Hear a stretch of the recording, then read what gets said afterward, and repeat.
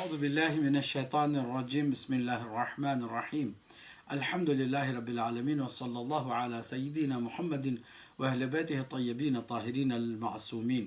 قال الله الحكيم في كتابه الكريم بسم الله الرحمن الرحيم يا أيها الذين آمنوا كتب عليكم الصيام كما كتب على الذين من قبلكم لعلكم تتقون.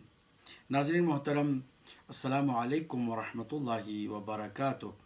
ماہ مبارک رمضان آپ سب کو مبارک ہو، اور طاعات و عبادات اس مہینے میں ہم سب کے اللہ سبحانہ وتعالیٰ قبول فرمائے۔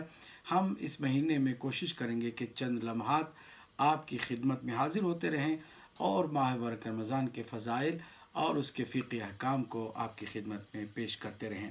ناظرین، اللہ سبحانہ وتعالیٰ کی جانب سے نماز کی طرح روزہ بھی فرض کر دیا گیا ہے، اور ہر مسلمان مرد و زن پر یہ روزے ماہ مبارک رمضان کے فرض کر دیے گئے ہیں۔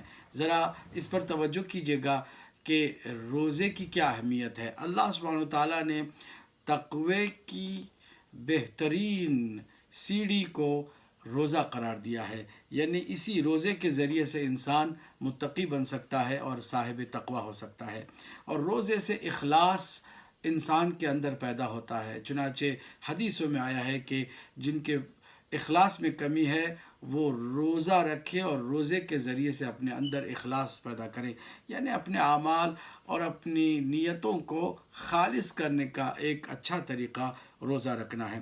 اور روزہ اگر انسان فقر اور غربت اور مسکینی کو نزدیک سے سمجھنا چاہتا ہے، آج دنیا میں ہزاروں لوگ بھوکے مر رہے ہیں، یمن میں بچے تڑپ تڑپ کر اپنی جانیں دے رہے ہیں، یا افریقہ کے مختلف ممالک میں بھوک و پیاس سے تڑپتے ہوئے بچے ہیں۔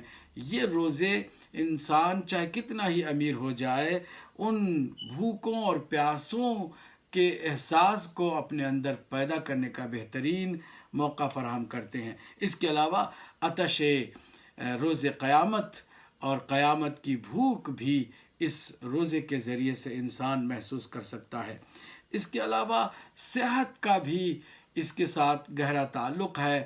سومو تصحو، سرکار دو عالم نے فرمایا کہ روزہ رکھو تاکہ صحت مند بن سکو۔